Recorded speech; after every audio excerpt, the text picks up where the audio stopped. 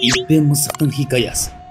Ертеде бір бай кісі Сүлеймен пайғамбарға келіп, маған жан-жануардың тілін үйретіңізші деп өтініпті. Пайғамбар, саған ондай кереметтің қажеті жоқ, өзіңе зиян болады дейді.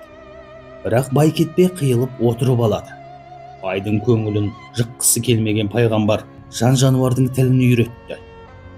Ертесіне бай таңертең тұрып, итіне бір кесек ет лақтырады. Етті мысық қақшып алып, талға шығып кетеді. Ит әупілдеп үреді. Бай оларды түсініп тұрады. Ит, еттен бөліс, деді. Мысық, сен бір күн шыда, байдың семіз көк қошқары бүгін арам өледі. Соның етіне қарық боласың, деді. Бай ертесіне көк қошқарды сатып жібереді. Азанда бай тағы бір кесек ет лақтырады. Мысық оны да қағып түседі. Ит тағы сұрады. Мысық, бір күн шыда, бүгін түнде байдың сиыры арам өледі. Етке армансыз тоясың, деді.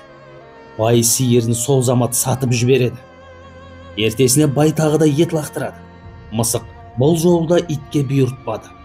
Ит ренжіп, кеше сиыр өледі деп едің, қожайын оны сатып жіберді. Етімді бер, деп жалынды. Мысық оған, бүгін түнде байдың семіз биесі арам өледі. Бір ай ет жейміз, деді. Бай кешке жеткізбей жылқыны да сатып үлгереді. Ол ішінен бұл бір рахат болды, апаттың алдын алдым. Жануардың тілін білгенім қандай жақсы, деп ойлап масаттанады. Ертесіне итіне тағы да бір кесек ет лақтырады. Оқиға айна қатесіз қайталанады. Бірақ мысық бұл жолы, бүгін түнде бай өледі. 7-сі бар, 40-ы бар, 100-і бар, жыл 12 ай тоқ жүреміз, деді. Мына сөзді естіген бай шошып кетті.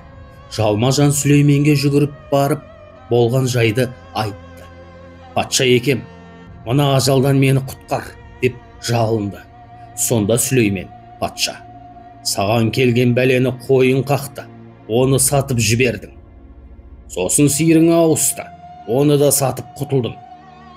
Үшінші жолы ажал биеге ауысты, оны да сатып құрттың. Енді бәле басыңа төнді.